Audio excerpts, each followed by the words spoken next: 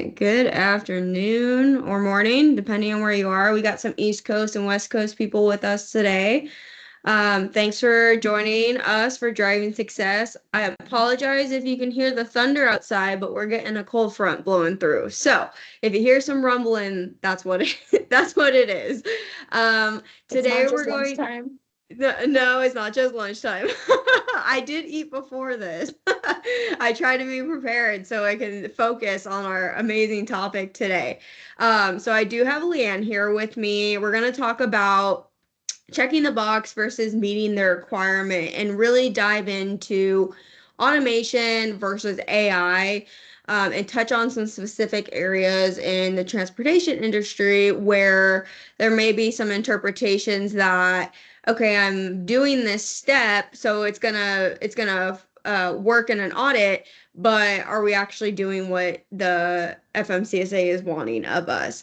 Before we kind of jump into that, I do have to do my little housekeeping that I always do. We will be recording this webinar, so don't feel like you need to scribble down a bunch of notes. It will be made available to you once the webinar is complete. We also will have some time for some Q&A at the end, so feel free to throw your questions up in the Q&A portion on the top of your screen, and we can address those at the end. So with that being said, let's go ahead and jump into this topic. AI specifically has been a hot topic for a long time. Well, not a long time, but a long time in the way that it's been, a popular topic, should I say. We're going to change the formatting a little bit on this one. It's going to be more talkative, casual, not so much slides to follow, but I do have an outline thrown up on the screen here so we can all kind of stay on track of what we're going to cover. So Leann in particular, she has really she's taken some classes on AI in particular, really learning the ins and outs of it and fully understanding AI and automation. And I think there's some misconception between AI and automation, and that automation and AI are the same thing, but there are some differences there. So I'll let Leann kind of take that and explain exactly what we're kind of looking at between the two. Yeah, absolutely. Thank you, Emily. So, yeah, AI and automation are definitely not the same thing, but they are both incredibly useful and even powerful when you put them together. So, AI can detect patterns and automation can act on it, essentially. So, automation is like a fixed process. It's repetitive and it's rule-based. So, for an example of automation, it would be like auto-filling forms or automatic notifications sent to drivers for renewals. That's an example of automation, whereas AI is more so driven by data. It needs data in order to train itself and in order to improve on itself. For instance, like chatbots that you see on a website that can answer repetitive or frequently asked questions. That's an example of AI, as well as, in our industry, flagging risky or repetitive behavior from ELD data. That's an example of AI as well. So those are kind of the differences. Automation and AI, kind of one and the same, but they're different. Yeah, I think like the biggest difference is AI is a type of automation, but AI relies on pattern recognition, where automation, you can program that in and still kind of have that human element behind it, where you have human expertise. And in terms of, programming and like SaaS and software, you tell it what to do in the way that there's not going to be a robot behind there saying, well, I think this is a better route, right? So, that is kind of the biggest differences. Now, I use AI pretty frequently throughout, my day-to-day in terms of when I do marketing stuff. And I go to it for things like, hey, I need a blog about driver file management or whatever the topic is, but I still have to give it those main key points, because if I don't, it tends to spit out some information that might not always necessarily be true. So you always want to proofread it, but it is a good tool to utilize, to help with when I call it like word vomit, right? I need a blog with this, and this, and it kind of takes it in and organizes it in a really good way. I know, Leann, you use it too in your day to day. Yeah, I use AI a lot to help me summarize like longer emails or even edit down videos for our customers. And it helps me edit the amount of ums that I say in a video, kind of takes those out for me. But also, where we use AI almost on a daily basis is in our meetings. So it's that little ghost that pops into the meetings and takes notes for me. It's extremely helpful. And in fact, I've even nearly stopped using my iPad to take notes because that little ghost that enters the meeting and takes the notes is just a lot easier that way. The last thing I use AI for, well, not the last, but a fun thing that I use AI for is to give me funky names that I can use for when I demo. My favorite name that I've yet to find a better name thus far is geriatric.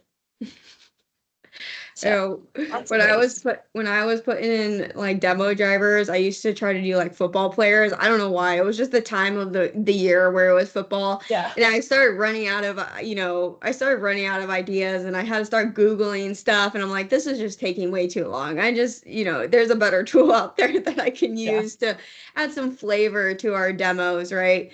Now we use automation to throughout our GWC, throughout our DQM. There's a lot of workflows that we've built into those softwares that really cut down and save on time.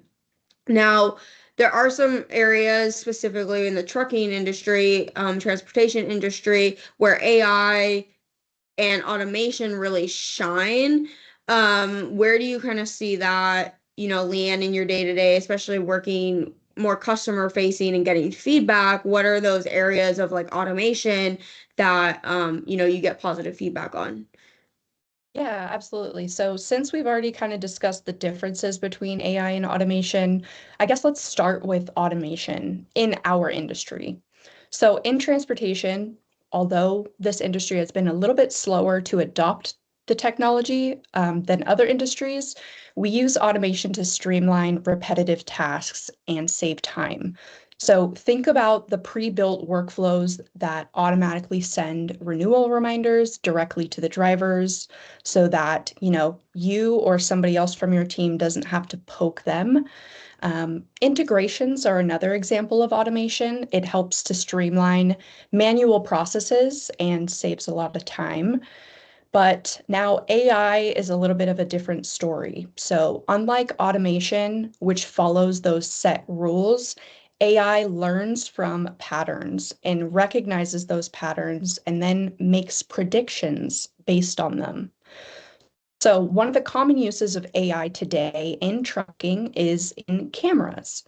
These systems are trained to detect behaviors like distracted or fatigued driving. And when risky behavior is identified, AI can trigger those alerts to the safety team, allowing them to take proactive steps to prevent accidents and reduce liability in the future. So that was kind of a lot, but with all that being said, in my humble opinion, the AI tools at hand, at least for the transportation industry, are not at the level where we should put our full trust in it because it's still going to make mistakes and it's still going to need human oversight in order to catch those mistakes. Yeah, and we've had conversation with our partners specifically regarding um, verification of employment, and that where AI is really starting to get being used for those data pings, and at the end of the day that's really all it is a data ping. And so I know you can kind of talk a little bit more on that, specifically in the world of like verification of employment, where something is seems like it's taking 3 seconds to get the data, like what's actually happening in the background, and can cause, you're checking that box versus meeting the regulation. Right, exactly. So VOEs is a perfect employment, previous employment. Uh, One of the most frustrating pieces of driving, and that's where AI often, right, not much that they could do past a certain point. I've heard personally from customers that over half of those automated come back empty or marked unverifiable. And that means that the work still has to be done manually. So how it works is the AI for VOEs is basically checking a mass database of employee information. It sends one data ping out. If it doesn't get the result, then it basically generates something that says no record found. So the requirement is for you to conduct 3 attempts for each previous employer. And although it sounds great that, this tool can do those 3 pings in 3 seconds, you get the results back, but if they're all unverifiable, then how beneficial was that process actually? AI can help with form generations, reminders, but it can't actually get somebody on the phone to ask those clarifying questions. And in talking with our customers, I've often realized that physically calling the HR department or the previous employer often results in more detailed and useful information than you would get from, let's say, a mailed or a faxed form that you may not ever get returned to you. So, AI can help you streamline your workflow, but it's still on you to use the tools at your fingertips to ensure nothing gets missed, especially when it comes to safety history and employment verifications. The proper vetting for adding a driver to your fleet is not just about checking the box. It's about making those smart hiring decisions that protect your company's safety scores, and the public. Right. And I mean, I would argue, a data ping 1 second from each other 3 times. I mean, I would argue that that's not really due diligence on a company side for VOE specifically.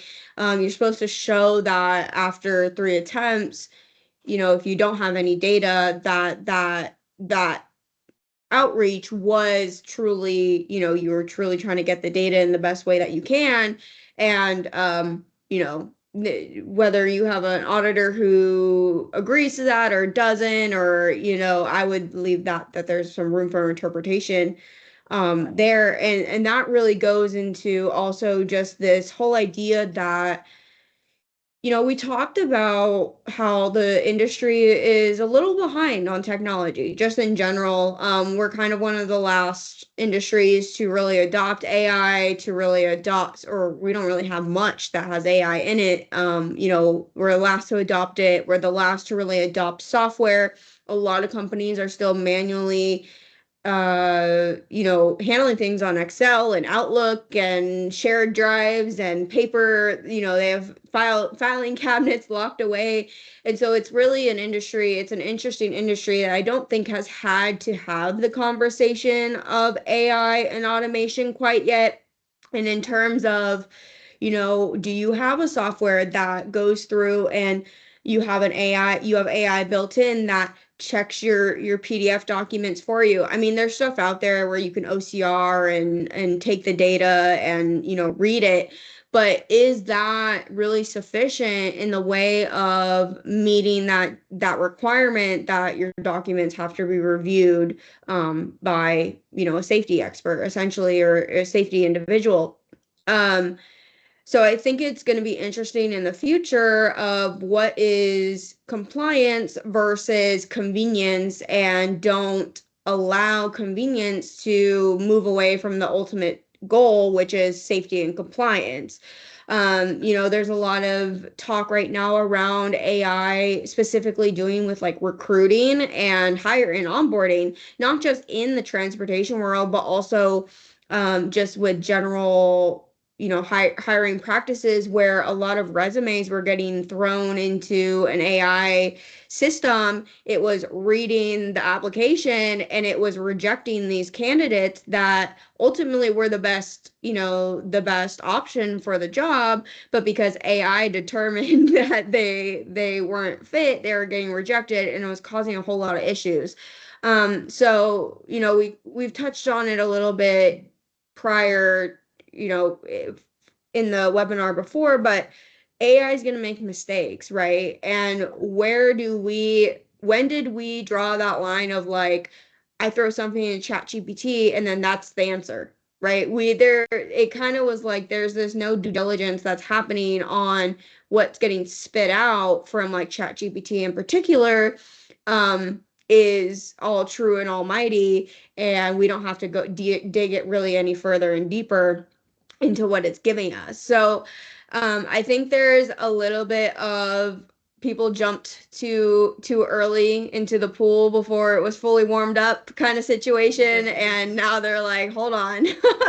um, so it's a little, it'll be interesting to see how as things progress, because right now with it being in cameras and specifically and like catching safety events, is that like a compliance issue?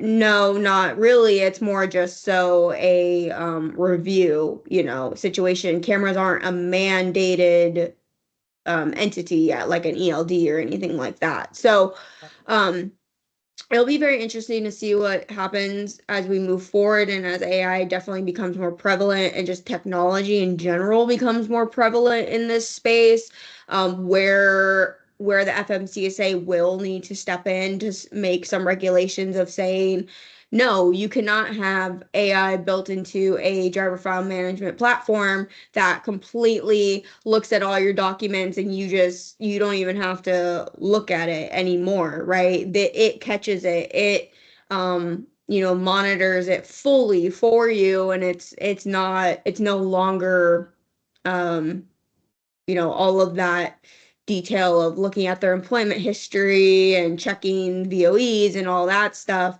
Can you just run it through an AI situation and it tells you, yep, this driver is good or not? So, um, there are some automation things that we've built into like DQM that can help with that review process, and like in Gateway specifically with fuel tax reporting and making sure that things aren't expired in terms of registrations.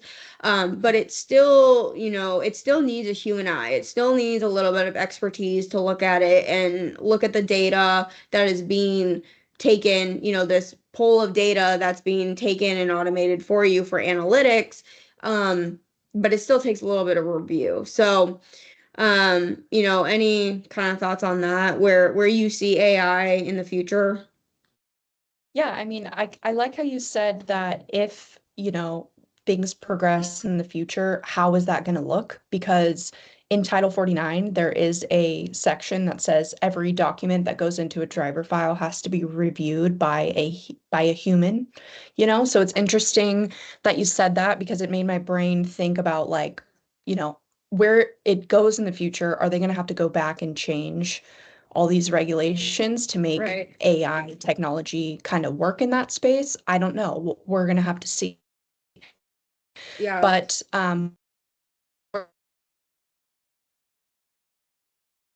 go and take our customer feedback extremely seriously, and we use that feedback to help enhance not just DQM but also GWC, our asset solution. So we are continuing to advancing with the advances itself, and hopefully in the future we can implement those tools to our solutions and it can help save time even more. Yeah. I think a good example is like the autonomous trucks that we have. They're there, they exist, right? But there's been a lot of kind of pushback on those specifically of, is this safe? Like, is this really an area that we want to go down? That's an extreme autonomous trucks, an 80,000 pound vehicle that is driven without an individual in there, that's kind of a different extreme than like reviewing a driver document essentially. Yeah, But but that there already makes is sense. there's some fear behind it of like, what is this going to mean? Because if you have an AI fully checking like your MPRs and it misses that they had a suspension on their license and then they get on the road, That's critical. who's responsible for that? Is it, you can't Yeah. take you can't take a robot to court. It's not gonna work. Yeah. Like, I don't know how well that will work for you. Um, so, it's interesting, where that will all go. But, um, anything else to add, Leanne? I don't know. I think we covered a lot. I think with the autonomous vehicles, though, they are, developing trucks and testing those trucks. So I'm interested to know how soon they're going to actually implement that type of vehicle on public roads. But that was pretty Yeah. much it. I think we covered a good amount of content today, and I appreciate the fireside chat. Yeah. Feel free to throw questions or comments on the situation. We can kind of touch on it, but I think we have had autonomous trucks on the road already because I believe, um, Well, Waymo's, that's an autonomous vehicle. The taxis. yeah, but that's not a big old truck, right? So it's a No, little it's not. different. I don't know, but there was that accident that happened in SF, with one of those, and I never followed up on like what the verdict was of like who's responsible, who again, how do you take a car to court? Like I don't, I gotta do more Yeah. research on that, but it's just, I don't know, it's a very interesting world that we're living in, especially when we're putting safety of others in the hands of basically some servers that Yeah, are being ran patterns. by, that are in a company's, basement, not basement, but you know what I mean, like a company's storage closet essentially.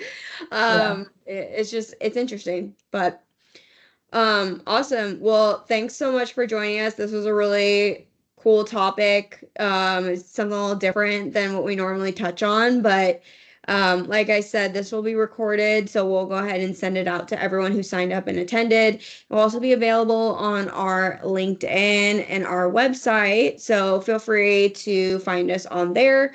And that's what we'll be announcing signups for next month as well. We're doing a two-part series for what are we? We're in July already? Man.